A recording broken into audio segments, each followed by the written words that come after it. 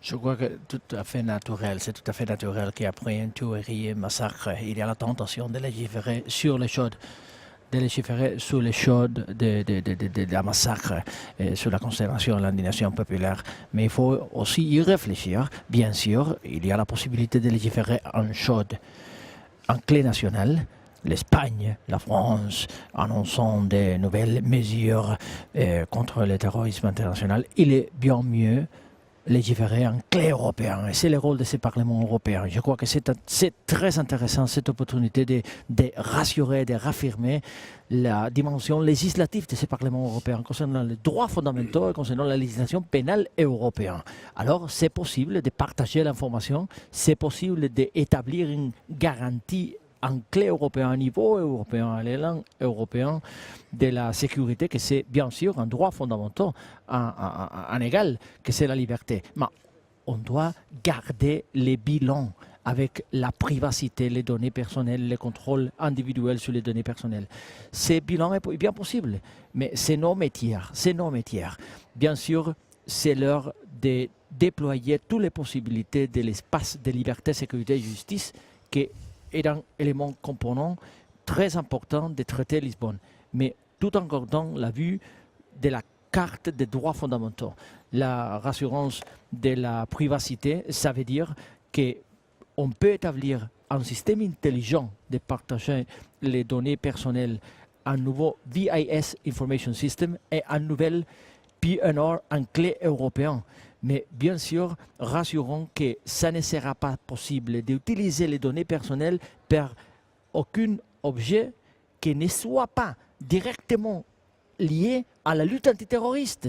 Et bien sûr, en rassurant qu'il n'y aura pas de discrimination individuelle sur la base des profil objectif de périllosité, de profil objectif de dangerosité. Alors, on a abordé le sujet des PNR, on y reviendra tout à l'heure. Gérard Després, comment est-ce qu'en contrôle des frontières extérieures, on peut améliorer le dispositif qui visiblement aujourd'hui a des failles quand même? C'est la France notamment qui souhaite qu'on renforce ces contrôles aux frontières extérieures. Oui, mais je suis d'accord avec ce renforcement des contrôles aux frontières extérieures, mais je voudrais faire une remarque préalable. Les criminels et les assassins viennent de s'attaquer à une des libertés fondamentales. La liberté d'expression et le droit pour tous les Européens de vivre comme ils l'entendent et de penser comme ils le veulent. La première réponse des Européens ne doit pas être à cette attaque contre la liberté de diminuer les libertés des Européens. Le véritable problème est que l'espace Schengen est un espace de liberté dans lequel les citoyens circulent librement, mais nous n'avons pas mis les moyens de contrôle pour ceux qui en font un mauvais usage au niveau où l'espace a été ouvert. Et donc je rejoins ce qui a été dit jusqu'à présent. Le contrôle aux frontières extérieures doit être amélioré. Mais surtout, vous avez parlé du système d'information Schengen. Donc quand on traverse les frontières... C'est le système informatique qui, en fait, contrôle tout, est censé tout contrôler, les entrées, les sorties Attendez. Schengen. Non, il ne contrôle pas les entrées et les sorties. Il a la possibilité, lorsque quelqu'un franchit les frontières extérieures, de savoir si un État membre a signalé cette personne-là comme étant une personne. Soit qu'il faut surveiller, soit qu'il doit être arrêté immédiatement en fonction de la gravité des choses. Mais le véritable problème, c'est que pour les terroristes, par exemple, maintenant, les États membres ne sont pas obligés de signaler dans le système d'information Schengen quelqu'un qui est recensé chez eux comme étant un terroriste. Ils mettent dans le système d'information Schengen les informations qu'ils veulent. Donc la première des choses que moi je dis, c'est que dans le système d'information Schengen, il faudrait mettre dans tous les États membres et qu'ils aient l'obligation de communiquer dans le système d'information Schengen à des fins de signalement lorsque ces gens traversent les frontières, tous les terroristes, et que l'on mette au point au niveau européen une définition harmonisée du terrorisme, parce qu'il faut savoir, est-ce que quelqu'un qui va, par exemple, en Turquie ou au Yémen, est systématiquement un terroriste? Il faut se mettre d'accord sur la définition, et une fois qu'on est d'accord sur la définition, obliger tous les États à communiquer cette information et à le signaler. Quelle définition on peut mettre du terrorisme aujourd'hui? C'est quand même assez large comme définition. Est-ce que c'est les définitions que les Américains ont mis dans leur définition du combattant? Il y a la définition du terroriste sur laquelle il faut s'entendre. Il y a la définition du djihadiste, parce que ce n'est pas exactement la même chose. Et actuellement, on est en train de travailler, et j'espère que ça aboutira, à effectivement une définition harmonisée des individus à risque par rapport au départ sur djihadiste. Et ça, effectivement, je crois que c'est une des valeurs ajoutées de l'Union européenne. Moi, je ne suis pas certain qu'il faille ajouter beaucoup de systèmes, beaucoup de superstructures.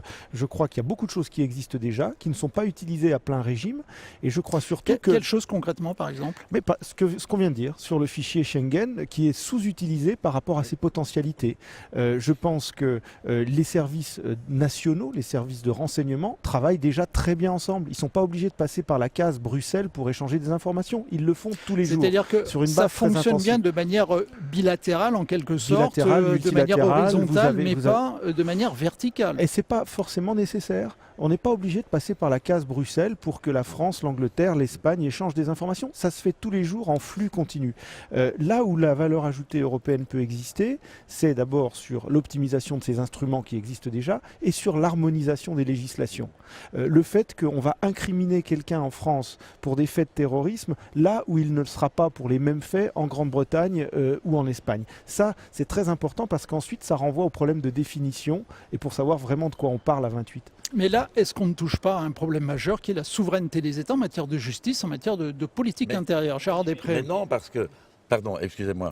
Mais en ce qui concerne le contrôle des frontières extérieures, Schengen fait partie maintenant de ce que l'on appelle l'acquis communautaire. Ça veut dire que la compétence des institutions communautaires est complète pour le contrôle des frontières extérieures, même si ce sont les officiers des États membres qui font les contrôles. Mais ils le font sur base d'une réglementation qui est européenne, parce que quand vous arrivez en France, vous entrez dans l'espace Schengen. Et donc tous les autres pays doivent savoir que la France fait des contrôles qui les protègent. Si vous entrez en Grèce, ça doit être la même chose. Et demain, si vous entrez en Roumanie, quand la Roumanie sera dans l'espace Schengen, il faut que ce soit la même chose. Et pour l'instant, on est loin du compte dans un certain nombre de pays, malheureusement. Monsieur Lopez Aguilar. C'est important aussi de rappeler que pour des années, toutes les matières de justice et de l'intérieur étant des domaines de souveraineté des États membres.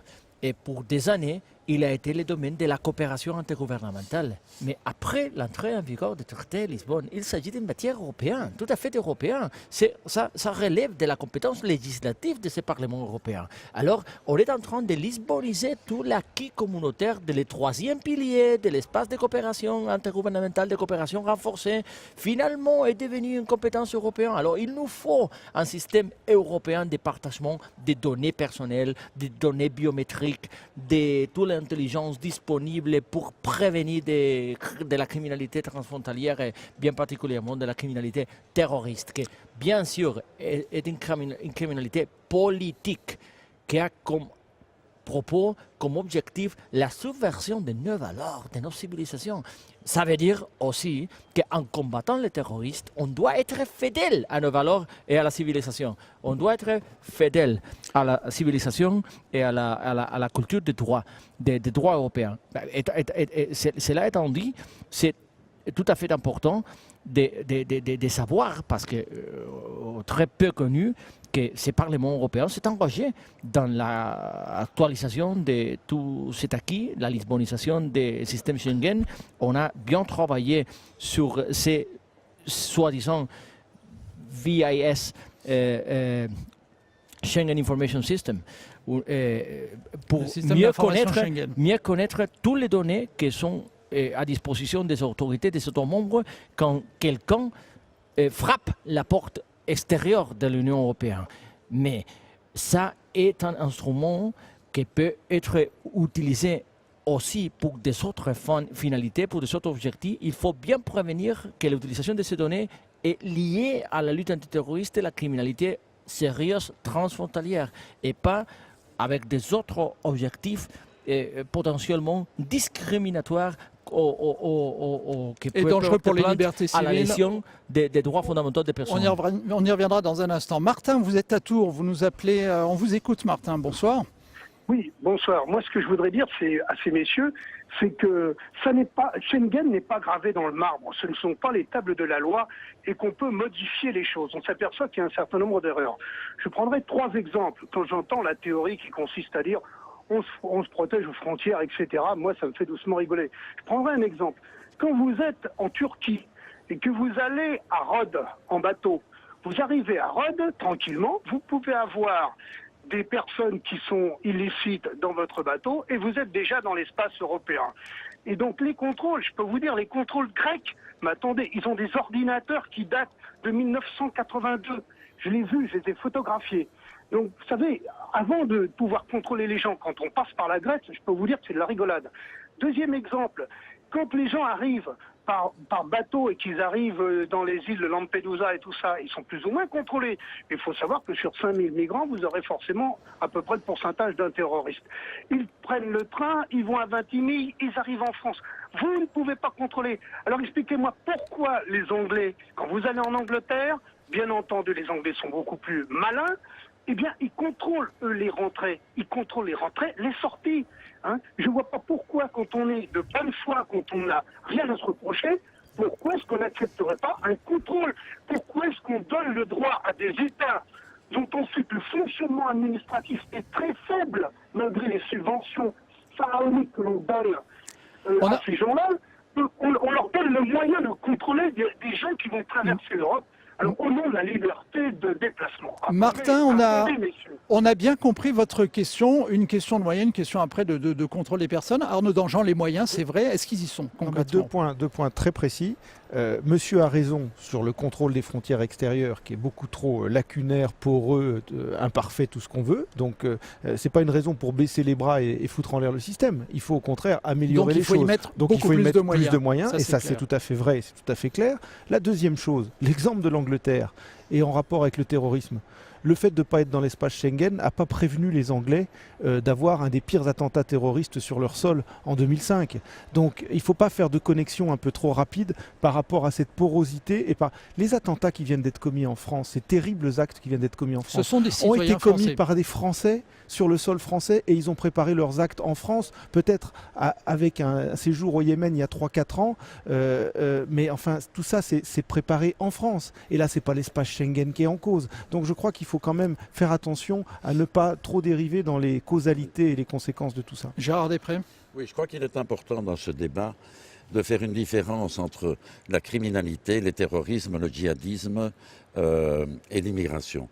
La plupart des attentats, vous venez de le rappeler maintenant, qui ont eu lieu sur le territoire européen, ont été le fait de ressortissants qui vivaient dans les États membres. Ça a été le cas en Grande-Bretagne, ça a été le cas en Espagne, ça a été le cas de tous les événements qui ont ensanglanté la France ces derniers temps. Donc, il ne faut pas croire que la seule solution à la lutte contre le djihadisme et contre l'horreur, c'est par le contrôle des frontières extérieures. Il faut un meilleur contrôle des frontières extérieures, notamment pour voir le nombre de gens qui vont dans les camps d'entraînement et qui entretiennent des relations avec Daesh, par exemple. Et j'en profite pour faire une remarque qui va un peu au-delà de notre débat. Je pense qu'il ne faut pas laisser... On est venu à Paris et on a fait de grandes manifestations pour ne pas laisser la France toute seule contre le djihadisme. Mais on ne doit pas laisser la France toute seule au Mali non plus.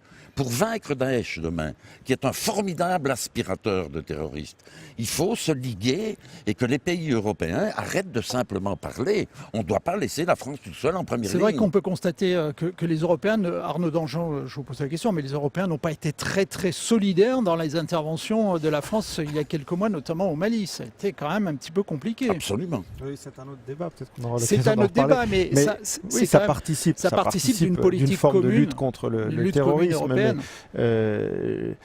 Malgré tout, on minimise quand même beaucoup le rôle de certains Européens. On a quand même reçu beaucoup d'aides qui étaient peut-être pas spectaculaires et pas visibles, mais il ne faut jamais oublier que sans la logistique d'un certain nombre d'États européens, il serait impossible de mener les opérations qu'on mène en Centrafrique ou au Mali, mais il serait bon que les États européens s'engagent un peu plus. Ils ne le disent pas, mais ils sont là. Monsieur Lopez Aguilar.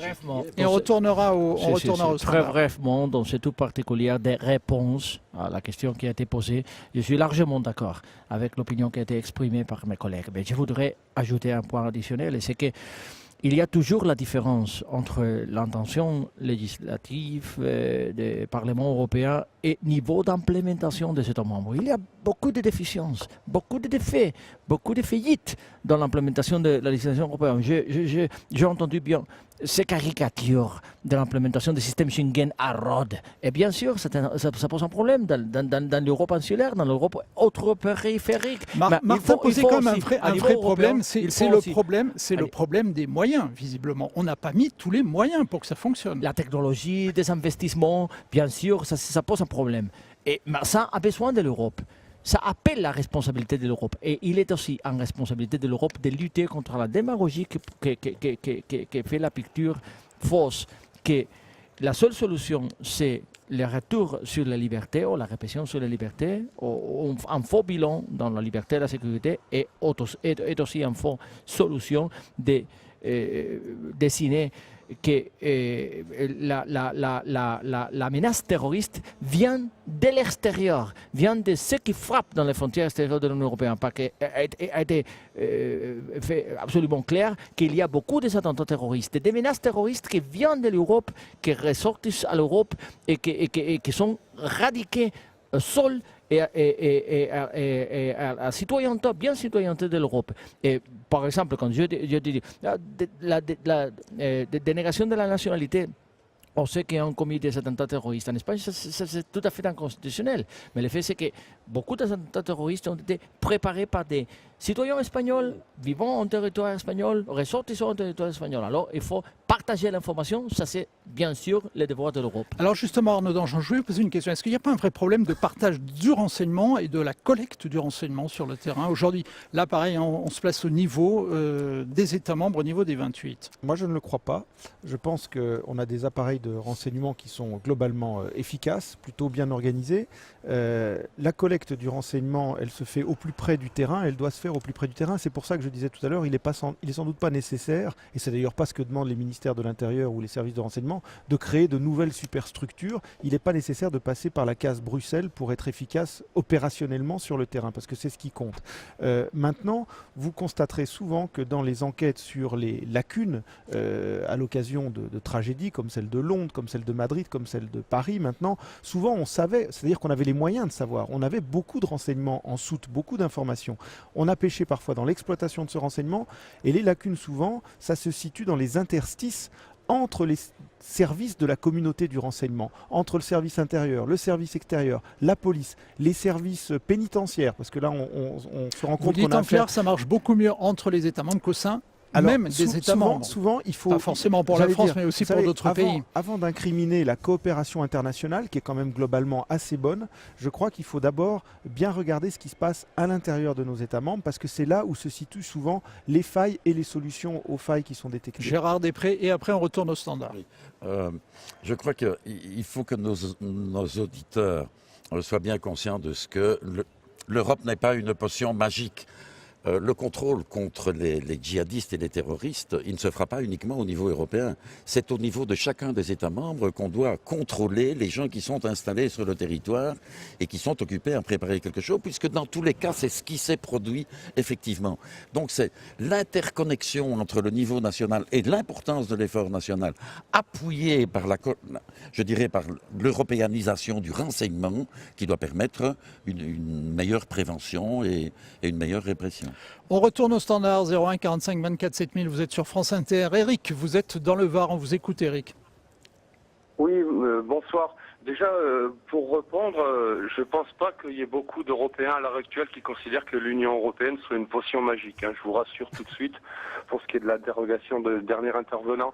Moi, je voulais vous poser une question parce que depuis tout à l'heure, je vous entends discuter c'est-à-dire comment se protéger ici.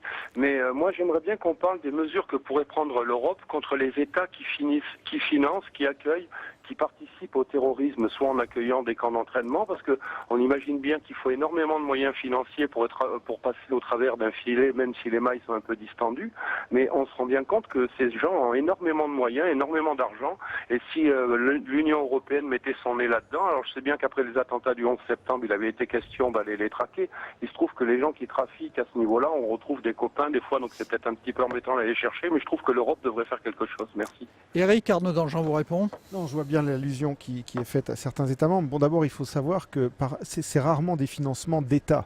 Je vois bien les pays du Golfe qu'on incrimine, et souvent à raison, mais ce ne sont pas les États en tant que tels qui financent des activités assimilables à de l'entraînement ou à des choses comme ça, ou de la subversion. C'est souvent des privés. Alors vous me direz que la frontière entre le privé et l'État dans les familles wahhabites ou autres, c'est souvent un peu poreux. Bon, je l'entends bien. Il y a un certain nombre de mesures qui ont déjà été prises sur des gels d'avoirs. Il y a des listes qui sont actualisées très fréquemment au niveau de l'ONU, parce que ce n'est pas qu'au niveau de l'Union européenne que ça se joue, pour essayer d'entraver les circuits financiers. Mais contrairement à ce qu'on croit, vous savez, je ne vais pas dire qu'on a affaire à un terrorisme low cost, mais on n'en est pas loin. Vous savez, par rapport à ce qui s'est passé récemment à Paris, si vous voulez budgéter ce dont il a besoin pour acheter 2 fusils mitrailleurs que vous trouvez maintenant dans nos banlieues de façon très très simple avec des trafics d'armes bon marché, 2 cagoules, et puis il a financé son coût, ils ont financé leur coût avec un petit trafic visiblement d'objets contrefaits.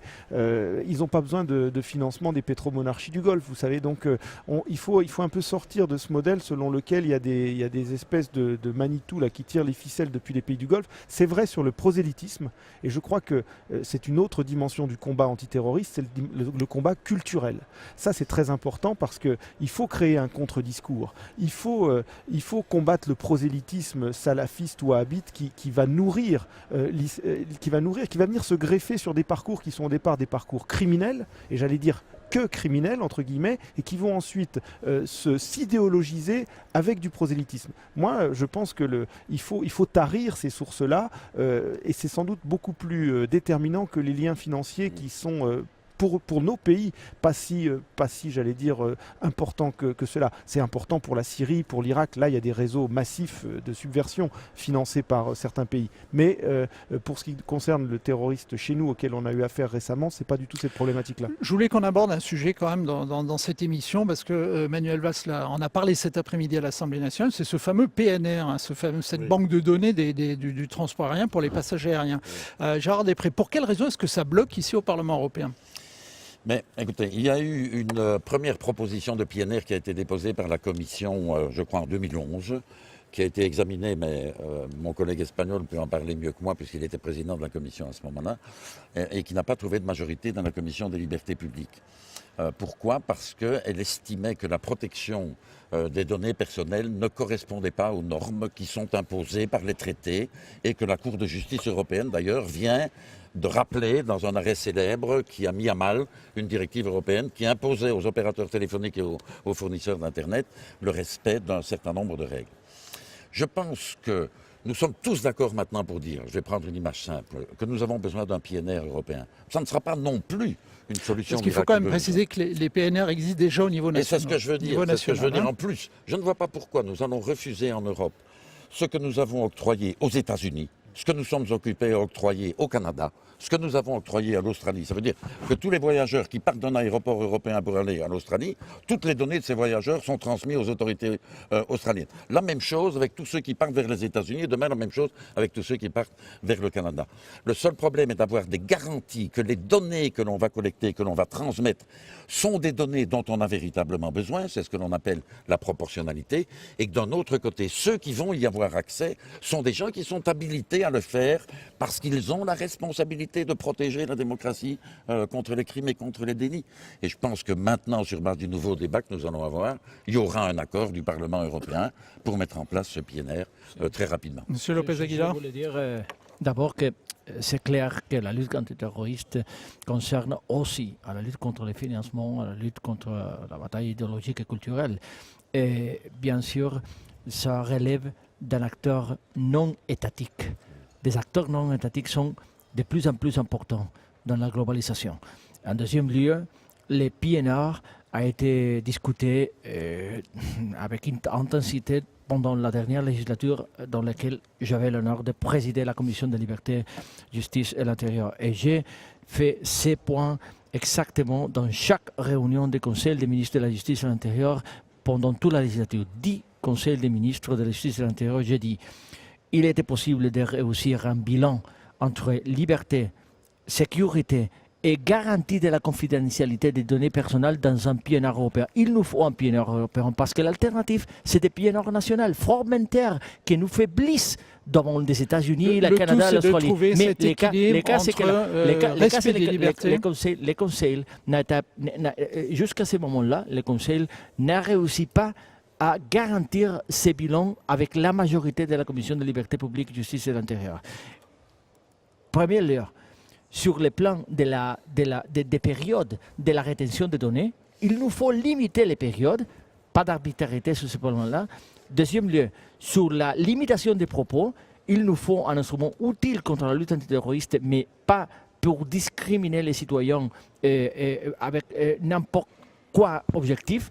Et troisième lieu, il nous faut aussi garantir les principes de nécessité et de proportionnalité dans la mesure limitative des droits C'est-à-dire en fondamentaux. clair apporter toutes les garanties juridiques. Alors, il est possible Absolument. de réussir ce bilan-là. Nous, socialistes, nous sommes prêts à garantir ce bilan. Mais je rappelle aussi que le Conseil a congelé l'initiative législative que le Parlement européen a adoptée concernant les règlements de protection des données. Que c'est une loi européenne. C'est le Conseil débloque la loi européenne de protection des données. Je suis sûr que ça serait un grand élan, une grande démarche favorisant l'approbation par ce Parlement del PNR au niveau européen. Arnaud Danjean, et on retournera au standard. Oui, moi je pense qu'on a perdu beaucoup de temps malheureusement.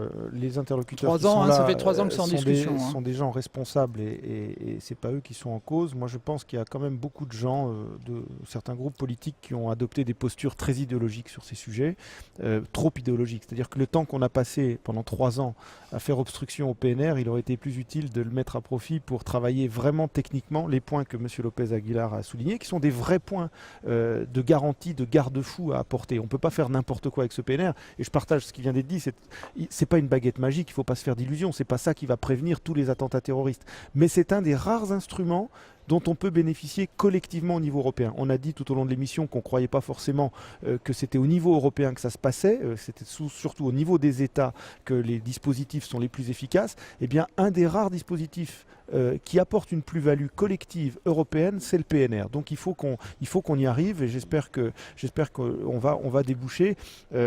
Encore une fois, malheureusement, c'est un peu dans la logique des choses que le Parlement européen soit plus sur le curseur, j'allais dire, liberté civile que sécuritaire. Le Parlement européen, pendant très longtemps, à proprement parler, n'a pas eu de prérogatives sur des compétences qui étaient exclusivement de celles des États. Donc le Parlement se voyait et se voit toujours en protecteur, en garant des libertés civiles. C'est tout à fait logique et légitime. Maintenant, je pense qu'il faut qu'on assume pleinement nos responsabilités aussi dans le registre sécuritaire. Sur Internet, Ania Vogel, beaucoup de réactions aussi et de questions. Oui, alors au-delà de l'émotion suscitée par les attentats, les internautes ne se font pas d'illusions, comme le rappelait à l'instant Arnaud Danjean. Des attentats, il y en aura d'autres, souligne Sylvie Damien. Et ce n'est pas le fait d'agiter des chiffons rouges, de jouer sur la peur qui changera quelque chose. Édouard de Marseille soupçonne les dirigeants européens de céder aux exigences américaines. Pourquoi remettre en cause Schengen ou se précipiter pour adopter un accord sur l'échange des données des passagers aériens sans attendre une législation européenne sur la protection de la vie privée, bloquée elle aussi. Anne de Sarzeau vous demande, on évoque les aéroports, mais que peut-on faire pour les voyages internationaux en car? Si on contrôle entre la Grèce et la France, je vous propose qu'on contrôle aussi entre le 93 et le 75, dit Guillaume. Les djihadistes sont nos enfants, rappelle Paul de Blois, qui appelle à s'interroger sur notre responsabilité et investir beaucoup plus dans l'éducation, l'apprentissage, les acteurs sociaux pour offrir une chance, un sens à la vie de ces jeunes dans notre société. La réponse à la terreur doit être plus de droits, plus de démocratie, plus de liberté, disent les Européens, mais le résultat c'est plus de sécurité, plus de contrôle, plus de répression, alors que les limites ont déjà été franchies, comme nous l'a démontré Edward Snowden, insiste Bernard. Au lieu de le récompenser, de l'accueillir, nous l'avons obligé à se réfugier en Russie. Quel paradoxe, où sont passées les valeurs européennes? Gérard Després, vous vouliez réagir? Oui, je voudrais réagir parce que, pardonnez-moi, mais Snowden a fait le procès pour l'essentiel des méthodes américaines, en particulier de la NSA.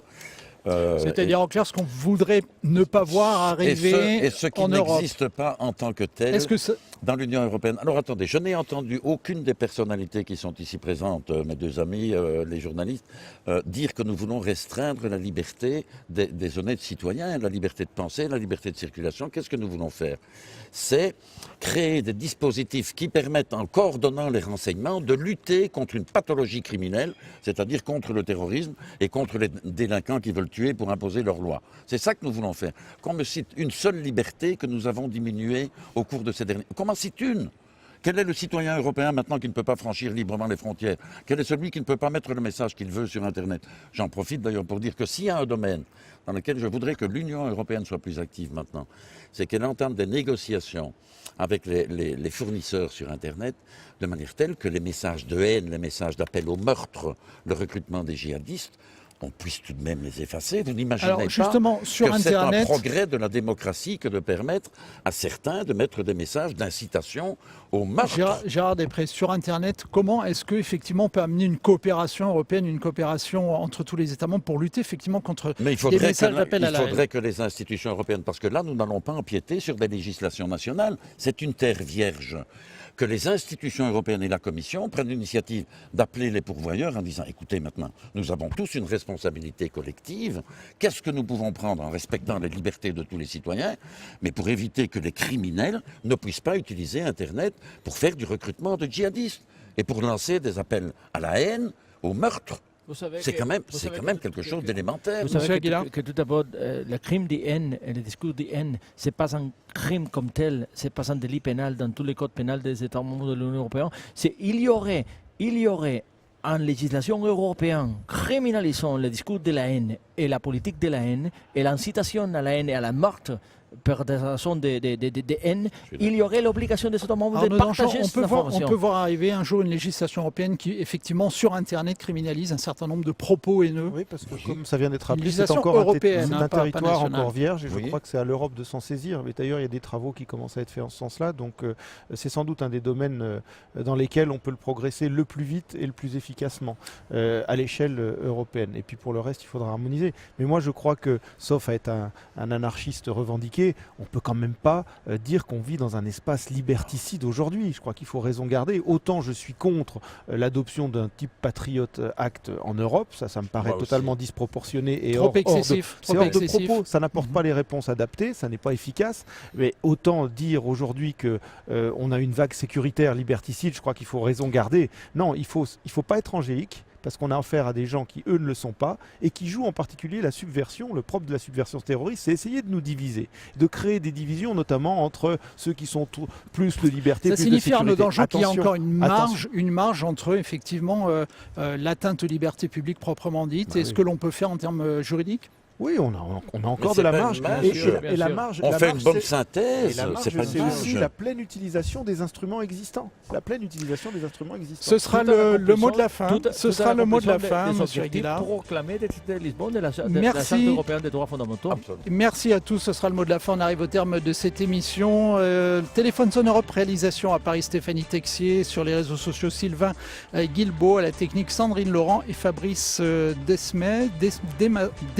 Pardon Fabrice, et bien sûr merci à toute l'équipe ici qui a réalisé cette émission en direct du Parlement européen. Bonne soirée à tous. Bonne soirée, merci.